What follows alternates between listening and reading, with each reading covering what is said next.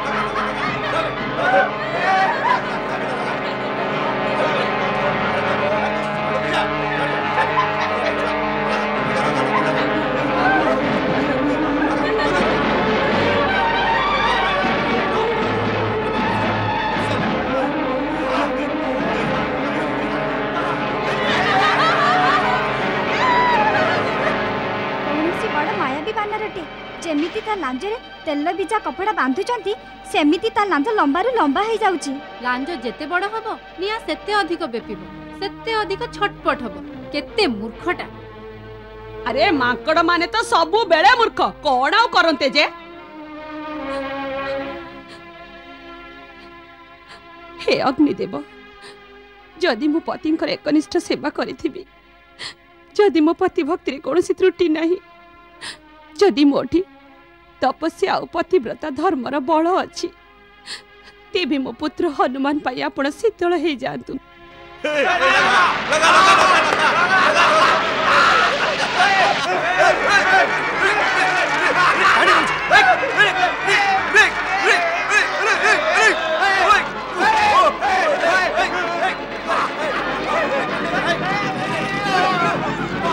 जय श्री राम।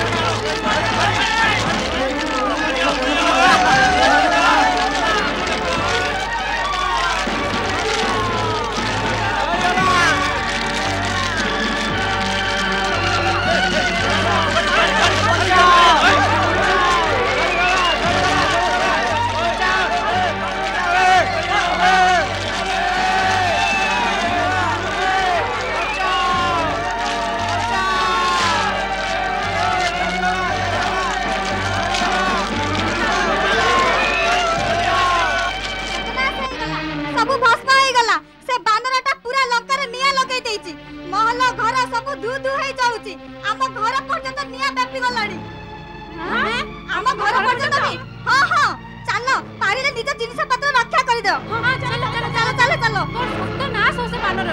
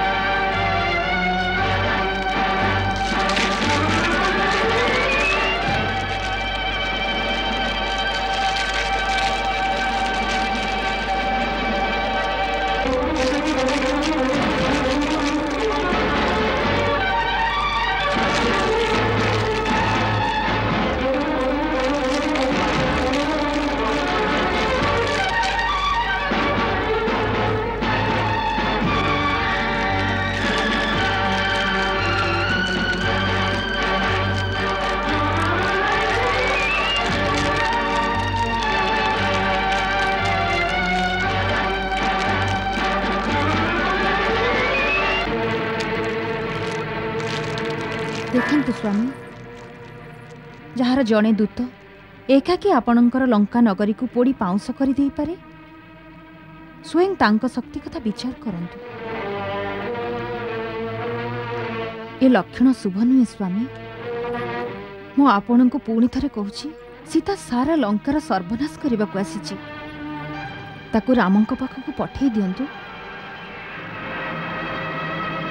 एबे भी समय अछि स्वामी मनोदरी वीर पुरुष पत्नी माने सेमानकु का पुरुषतार शिक्षा दियंतिनी सिंह थरे जार शिकार करि निये ताकू अन्यर भयरे फेरेबाकू जाएनी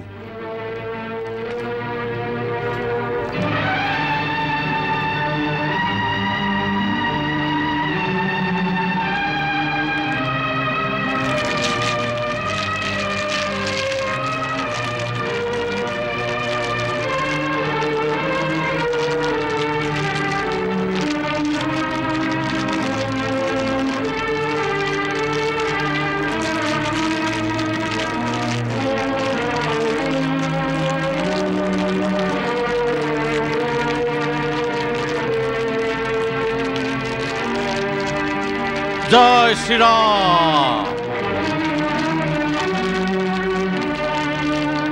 लंकेश्वर विश्वकर्मा द्वारा निर्मित विशाल स्वर्णलंका दहन करिकी जाइथिबा से बानर बानर नथिला गोटे प्रलय थिला भीषण चक्रवात थिला विनाशर साक्षात स्वरूप थिला जहाकी लंका को ध्वंस करिकी चली गला। यह स्पष्ट संकेत जे शत्रु दाम्भिक आमे सावधान हो जावा उचित। लंकेश्वर केबे असावधान न थाए असावधानता केवल एतिकी हेई गला जैसे मायावी मर्कट को मु जीवित छाड़ी देली ता पुणी आपण मंत्रीगण राय उपरे सेथिरे विशेष मंत्रणा राजा विभीषणकर थिला महाराज। कारण विभीषण निज घर रक्षा करिया चाहुथिले आपण तो एमिति कहउचंती जेमिति विभीषण पूर्व जानिथिला जे हनुमान लंका रे एई भली उत्पात करिवो। महाराज विभीषण आपणक भाई तांक विरुद्ध रे किछि कहि हबनी किंतु एक कथा विचार योग्य महाराज महाराजंक महल युवराज इंद्रजितंक भवन मंत्रीगण प्रहस्त आकंपन राक्षस कुंभ महामंत्री महाफास समस्त विशाल अट्टालिका मान अग्निर कोଳରେ ध्वंस पाइला बेले आपणक सान भाई विभीषणक घर उपरे टिके भी आंच आसिलानी।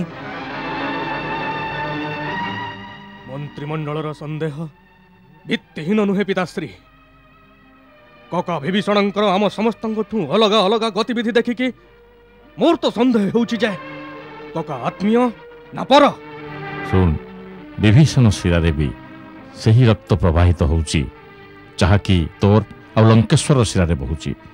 ବିଚାରରେ କିଛିଟା ପ୍ରଭେଦ ହେତୁ ନିଜର ଆତ୍ମୀୟ କେବେ ହେଲେ ପର ହେଇଯାଏ ନା। ଅଗ୍ନିର ଭୟାବହତାରୁ ଅଶୋକ ବାଟିକାରେ ସୀତା ବି ବଞ୍ଚିଗଲା। ସୀତାକୁ ସେ ବାନର ରାବଣ ପାଇଁ ଛାଡ଼ିଗଲା।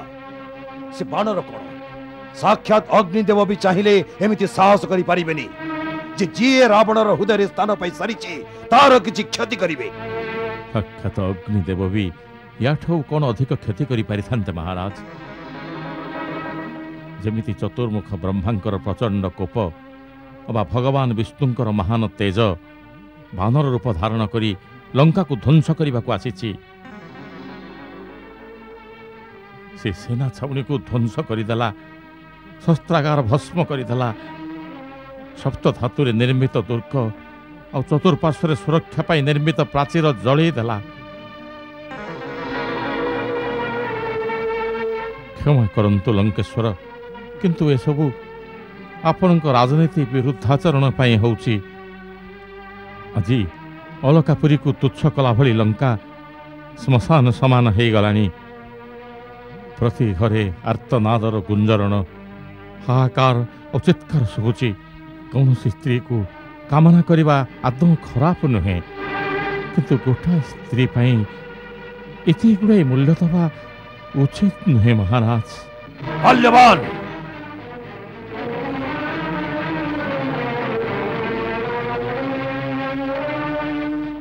ଆପଣ ମୋର ଅଜା, ମୁଁ ଆପଣଙ୍କୁ ଆଦର କରେ।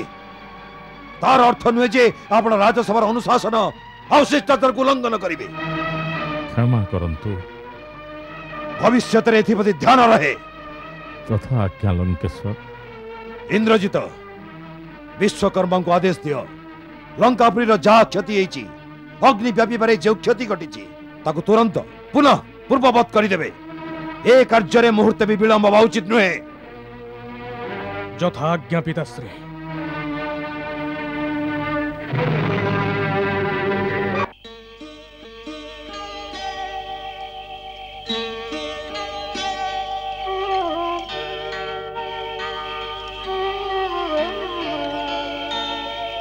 ମାତା, ମା, ତମେ କୁଶଳରେ ଅଛ ନା ବସ୍ଛ? ଯେବେଠୁ ମୁଁ ଶୁଣିଲିଣି ଯେ ରାବଣ ତମର ଲାଞ୍ଜ ଜଳେଇବାକୁ ଆଜ୍ଞା ଦେଇଛି, ମୁଁ ବହୁ ଚିନ୍ତାରେ ଥିଲି। ମୁଁ ଅଗ୍ନି ଦେବତାଙ୍କୁ ତମର ରକ୍ଷା ପାଇଁ ପ୍ରାର୍ଥନା କରୁଥିଲି। ମୁଁ ଜାଣିଥିଲି ମାତା ଯେ ଆପଣଙ୍କ ପୁଣ୍ୟ ବଳରେ ହିଁ ଅଗ୍ନିଦେବ ମୋତେ ଆଉ ମୋ ଲାଞ୍ଜକୁ ଜଳେଇ ପାରିବେନି। ମା, ମୁଁ ରଘୁନାଥଙ୍କର ପ୍ରଭାବ ଆଉ ଆପଣଙ୍କ ଆଶୀର୍ବାଦରୁ ଲଙ୍କାର ସୈନ୍ୟବଳର ବହୁତ କ୍ଷତି ସାଧନ କରିଛି। ଲଙ୍କା ଦୁର୍ଗର ମଜବୁତ ପ୍ରାଚୀର ଆଉ ନଗରର ମୁଖ୍ୟ ଫାଟକକୁ ବି ଜଳେଇ ଦେଇଛି। ଏଥିରେ ତାଙ୍କର ଦୁର୍ଗ ରଚନା ଶକ୍ତିହୀନ ହୋଇଯିବ ଆଉ ଶ୍ରୀରାମଙ୍କର ସେନା ପାଇଁ ନଗରକୁ ପ୍ରବେଶ କରିବା ସହଜ ହୋଇଯିବ। କାଲି ମୁଁ ଲୁଚି ରହି ତାଙ୍କର ଅସ୍ତ୍ରାଗାର ବି ଦେଖି ନେଇଥିଲି, ତାକୁ ବି ଆଜି ବିଧ୍ୱଂସ କରି ଆସିଛି। ମୁଁ ତ ରାବଣରେ ବି ଅନ୍ତ କରିଦେଇଥାନ୍ତି, କିନ୍ତୁ ପ୍ରଭୁଙ୍କର ଆଜ୍ଞା ନଥିଲା। ମା, ଏବେ ଆପଣ ଚିନ୍ତା କରନ୍ତୁନି। ମୋ ଠାରୁ ଏଠାକାର ସମ୍ବାଦ ଶୁଣି ଶ୍ରୀରାମ ଲଙ୍କା ଆକ୍ରମଣ କରିଦେବେ। ତାଙ୍କ ସାଙ୍ଗରେ ବାନର ଆଉ ଭାଲୁମାନଙ୍କର ମୁଖ୍ୟ ମହାରାଜ ସୁଗ୍ରୀବ ବହୁତ ଶକ୍ତିଶାଳୀ ରାଜା। ତାଙ୍କର ସେନା ଲଙ୍କାକୁ ଚାରିପଟରୁ ଘେରି ନେବେ। ଏବେ ଆପଣ ରାବଣର ବିନାଶ ହେଲା ବୋଲି ଭାବନ୍ତୁ। ଏବେ ଯିବା ପୂର୍ବରୁ ମୋତେ ଆପଣ ଆଶୀର୍ବାଦ କରନ୍ତୁ ମା।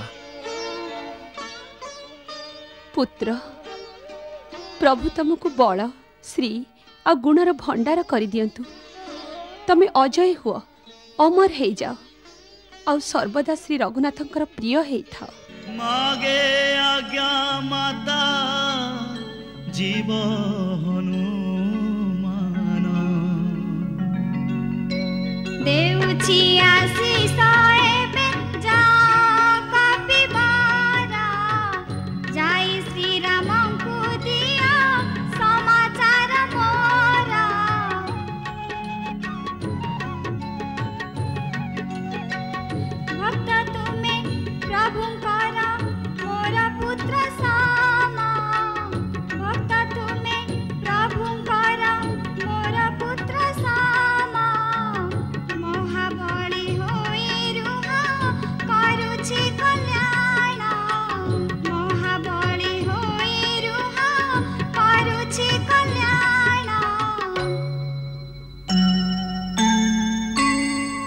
हाथ जोड़ी विराम आगे पद धूली विदाय दियो माता करई मगुणी विदाय दियो माता करई मगुणी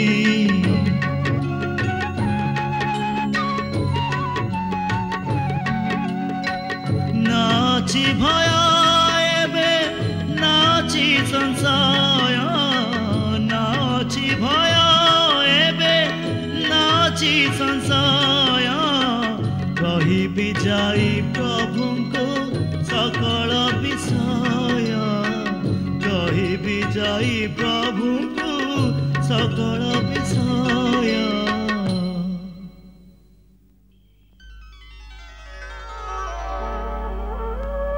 माता श्रीराम प्रिय पात्र होबार आशीष दे आपण मो जन्म जन्मांतर सफल करदेले केते उदार आपण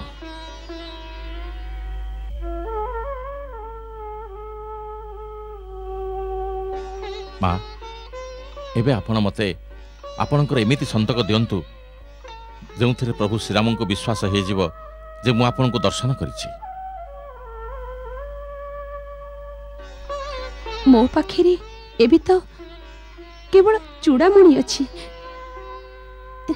एया को नहीं जा याकू देखिले तांकर बहुत स्मृति मने पड़िबो नियो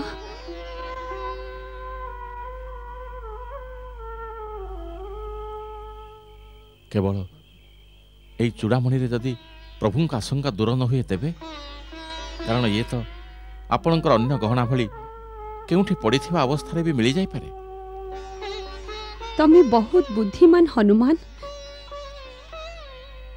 तांको आउ गोटे कथा मने पकई दब जहा केवल से आ मु जानू तांको कहिबो जे जेतेबेले इंद्रंक पुत्र जयंत काक रूप धारण करी मो पादरे चंचु मारिथिला आपण तुणीरर गोटिए तीर एमिति अभिमंत्रित करी ता पछरे छाड़िले जे से तीनी लोकरे साहाय्य लोड़िला किंतु तीररु निस्तार पाइलानी आउ पुणी से जेतेबेले आसी आपणक निकटरे क्षमा मागिला तार गोटाए आखि कणा करी आपण ताको क्षमा करदेले ताको कहिबो जो सीता पाई आपण गोटाए काउर दृष्टता सह्य करि पारु नथिले आज से सीता राक्षसी मानक गहड़े पृथ्वी बक्षरे शयन करुची एबे आपणक प्रेम काहे कमी गला एबे आसीबाकू विलंब कले मोर मृत शरीर भी देखी पारिबेनी एमाने मते काटिकी खाई देबे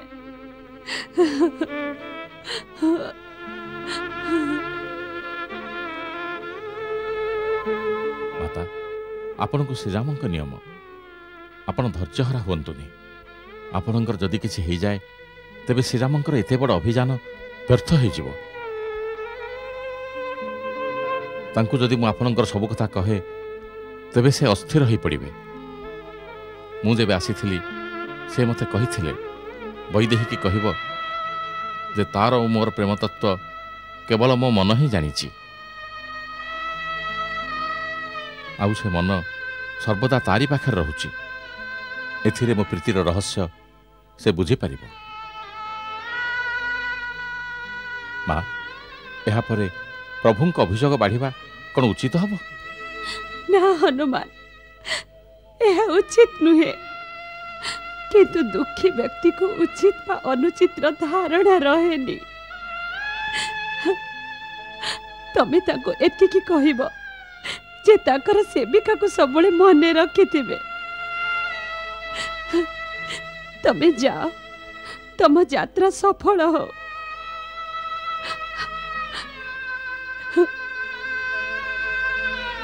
तुमको जीवाक कहला बेले भी मो मनरे दुख जात होउची तमर उपस्थिति रे जेमिति मते समुद्र भितरे कूला मिली जाइथिला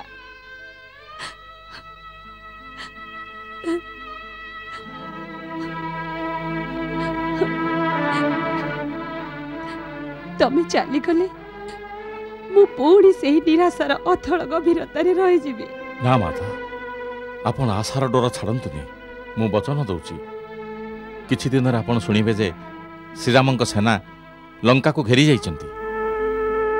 देवी माँ तम कथा सत करू जाओ बस्छ मोर हेई तमे प्रभुंक चरण छुईब जाओ।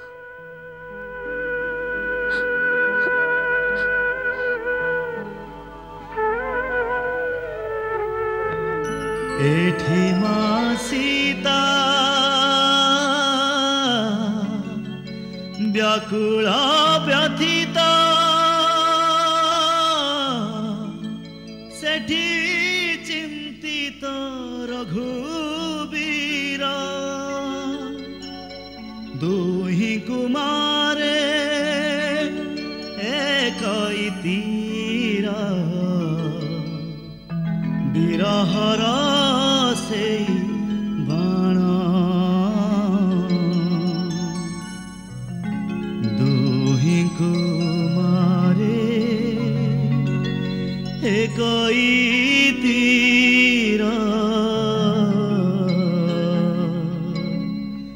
बिरहर से बाण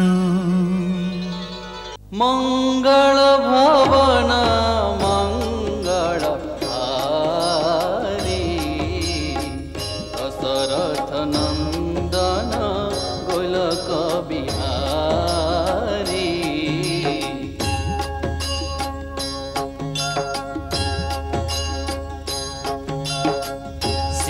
तारा